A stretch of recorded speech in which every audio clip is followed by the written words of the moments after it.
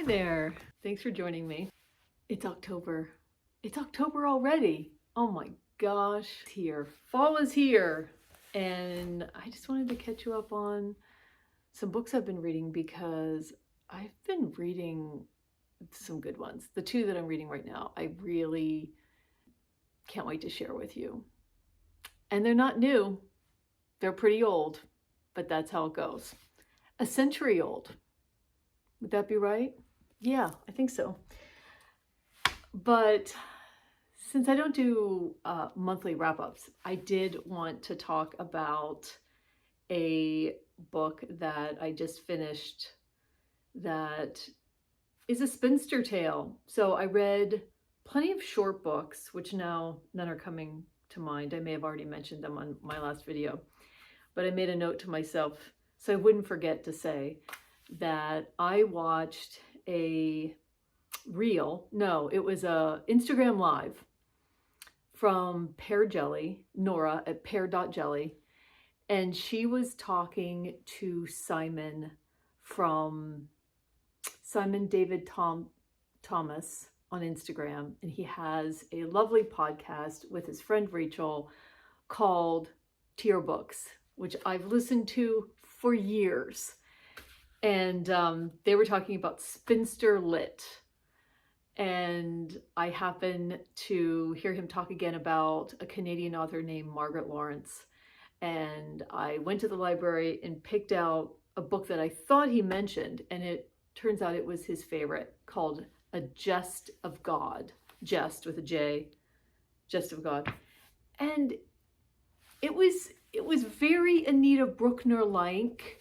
And I'm trying to remember now what it was about, but I know it was about a single woman, I think in her 30s, who is living with her mother and she's working, and yeah, just about her life and her way that her life is affected by being single at the time. Maybe this is in the 50s or 60s. It was written in the 60s.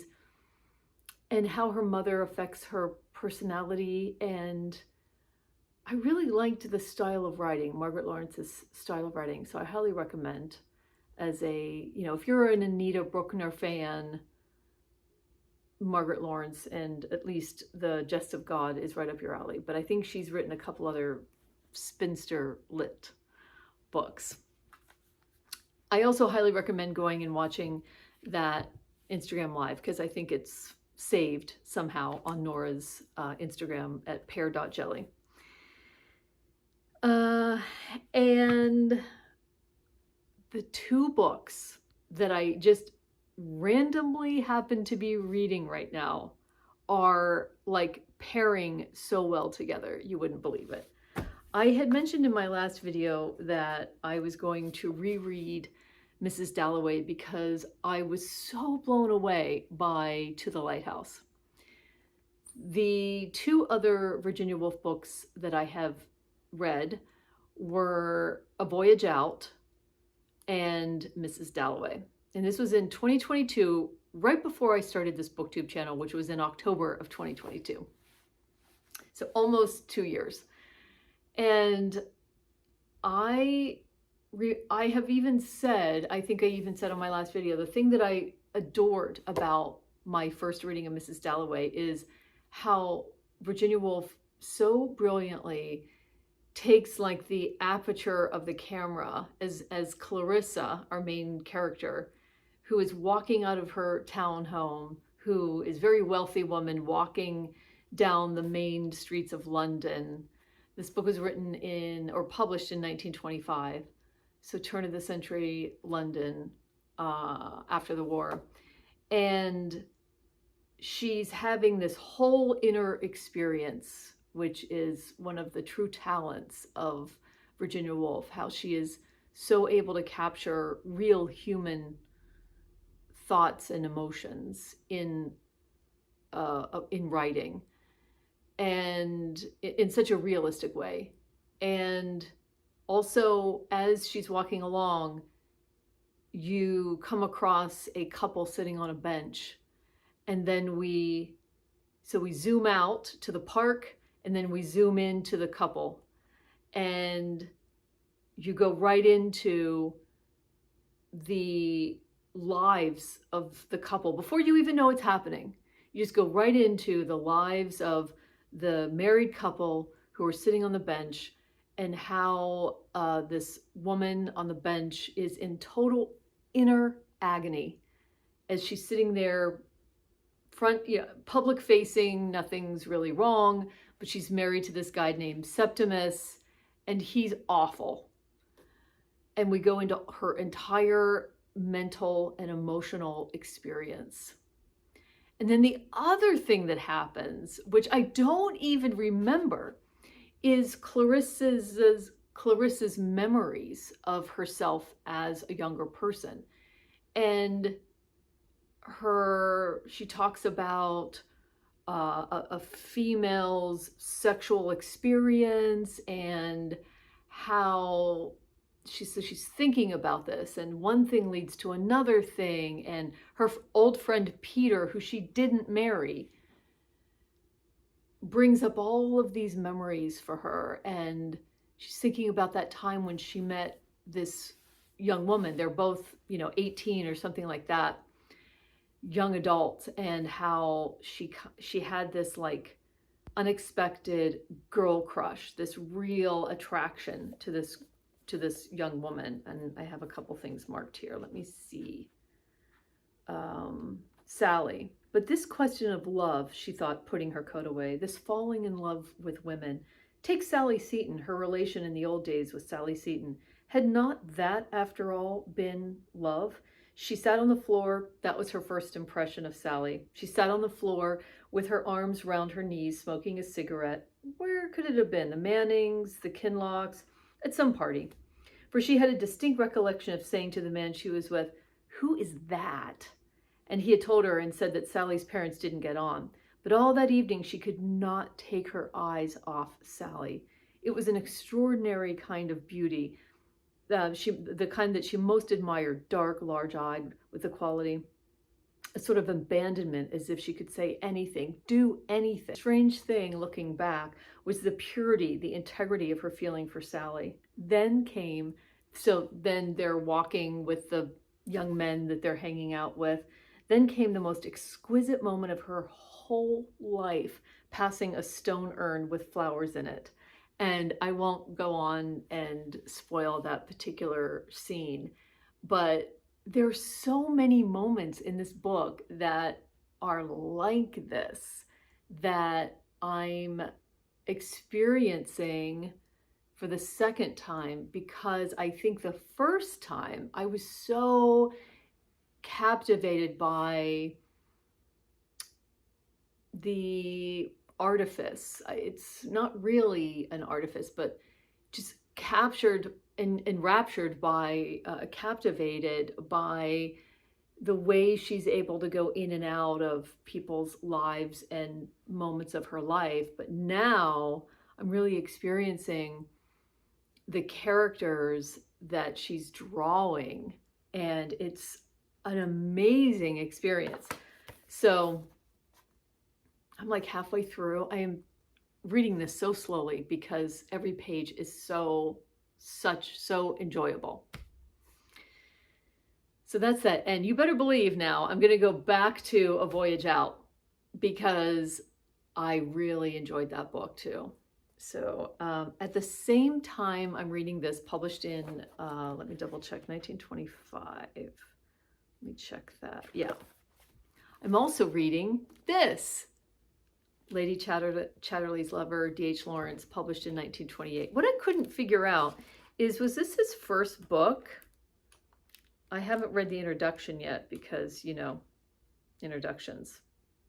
But yes, it has explicit descriptions of sex and all of that, and it's a banned book. But the way that he writes about, this is not, it's not graphic for graphic's sake.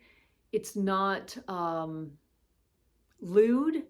he just writes the human experience so well in this book. And by the time that Lady Chatterley is with a lover, which is really early in the book, I don't know if there's going to be others, but you have already before you a foundation about Lady Chatterley and Mr. Chatterley, Clifford.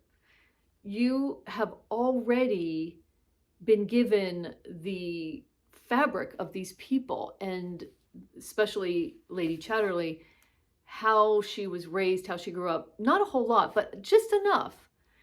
And Clifford is a writer, and so he's a creative. And Mrs. Chatterley, Lady Chatterley, what's her first name? Constance. She loves this life, being married to a writer. He's a war veteran and he's been injured, so he's in a wheelchair. This changes his life and they're trying to make it work, but they call in writers and they have these circles where these male writers are together with Clifford, and it's just bringing him back to life and getting his creative juices flowing. And this is how her meeting someone would happen. But from the very beginning, I was so blown away by how he's very frank, very energetic, very real writing to set the stage for the rest of the story. And there's a couple places in this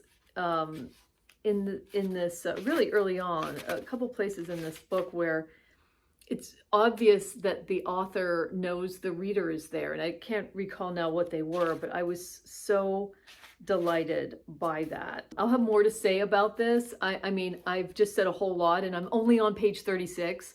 So who knows what'll happen with the rest of the story. It's, you know, I'm on page 36 and this goes to like page 300. So who knows? But I'm telling you, so this was published in 1928. And I don't know if this book was ever banned. I mean, it gets pretty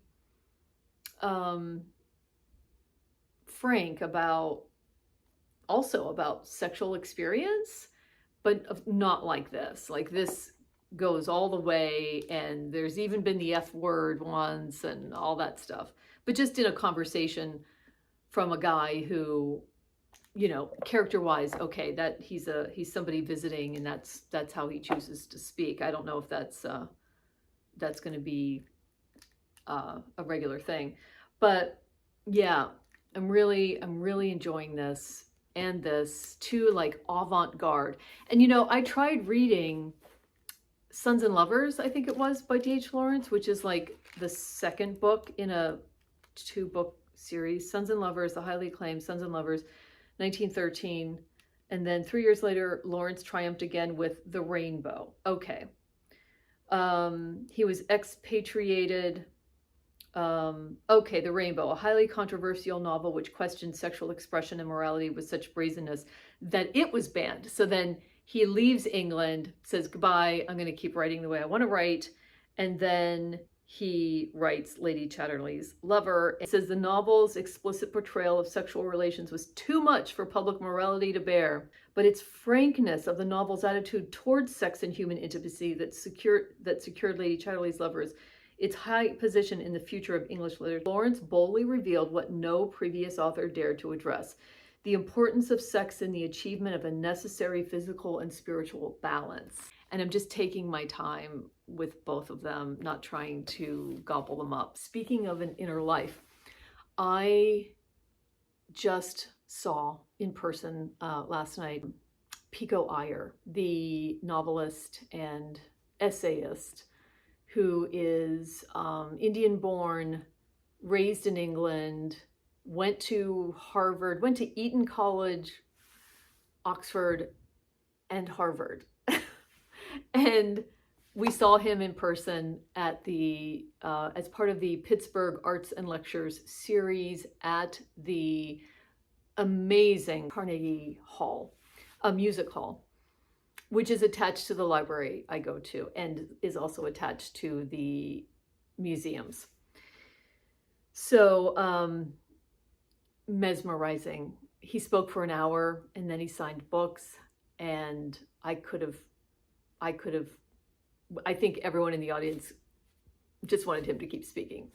So I know Pico Iyer from listening to his wonderful interviews with Krista Tippett on the podcast on being. I highly recommend, if you're at all interested in someone who speaks about exploration, both external physical exploration in your travel around the world, whether it's to different places in your state or in your country or in other countries, and then the inner exploration. So he's known for talking and writing and researching both. He is friends with the Dalai Lama and with Desmond Tutu and you name it.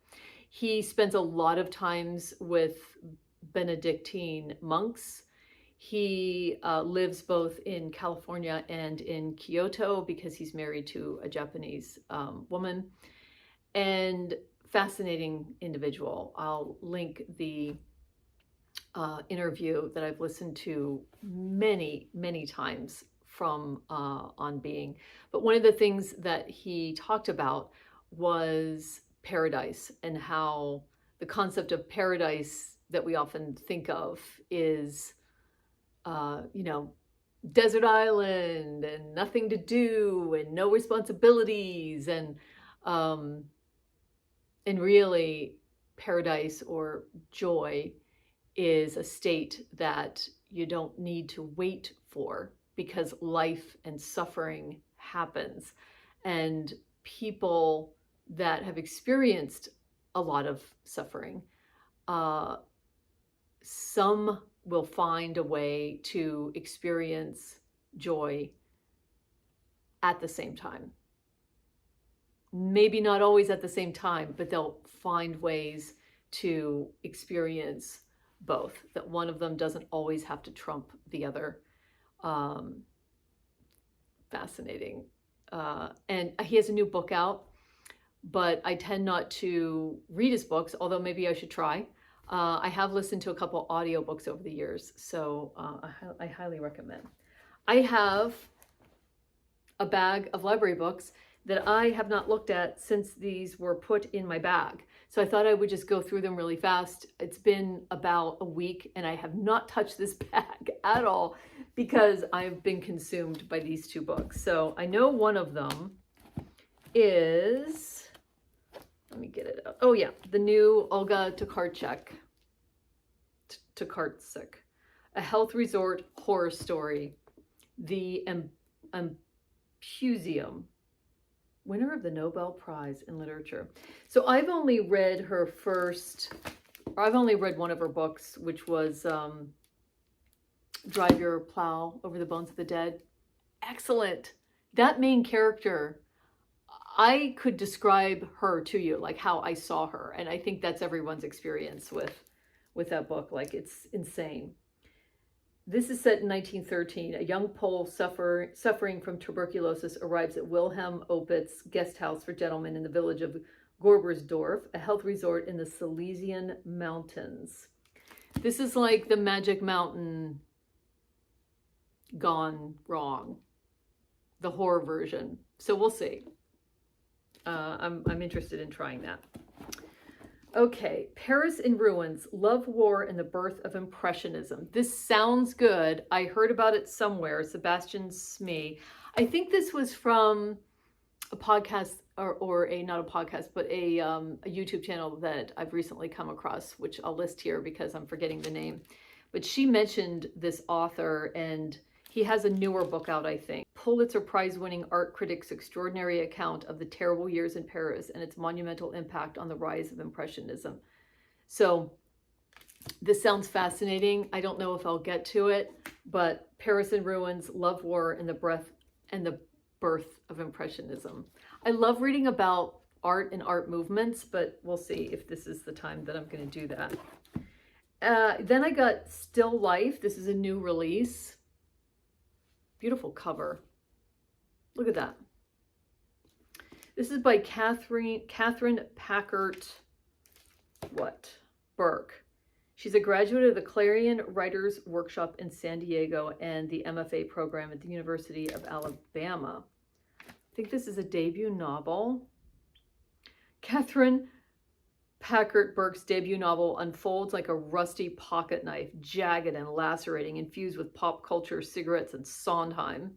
Still life traces the lives of three friends, authentic and evolving, loving and cruel, here and gone, to craft a tableau of modern womanhood. That sounds fantastic. I think I'm going to, in this pile, I think I'm going to try that. And then, oh yeah, okay, this is the older one, sorry. Another Sebastian Smee. The Art of Rivalry, 4 Friendships, Betrayals, and Breakthroughs in Modern Art. Matisse, Picasso, Manet, Degas, Pollock, de Kooning, Freud, Bacon. This is one of the books she was talking about that was written 2016, and this is the, I think this is the new one. So 2 books about artists. I love this kind of thing. I don't know if this is when I'm going to read this, but I wanted to share it with, I know that I have some parasocial friends that really enjoy books like this. So, okay, that's it for me. What else am I going to get into? Fall reads. I didn't specifically do a fall reads video, but the only thing that I would really like to try this fall that I can think of is that I mentioned in that video, like back in January, classics I wanted to get to this year, Wilkie Collins, The Woman in White. I want to try it. I've already read and finished The Magic Mountain. That would have been a really good book to start. I highly recommend it, by the way. You know, make it a book that just lasts forever and that you start in a season like this. I just couldn't recommend it more, The Magic Mountain. I'm going to sing its praises. I have not forgotten about Anthony Trollope. I'm now in his second series because I've finished the Barchester Towers series, the Palliser series, and I have to get back into it. I let it go over the summer.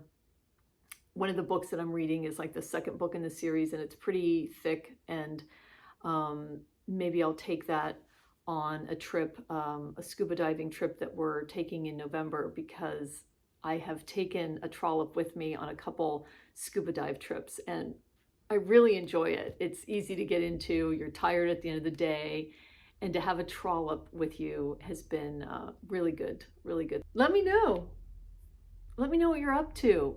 I'd really like to hear what you're up to, and if you have any thoughts on any of the books that I've mentioned here. Thank you for choosing to watch. If you've watched this far, there's a lot of booktube channels to choose from, aren't there? So I really appreciate you clicking on this one and watching, being a part of the conversation.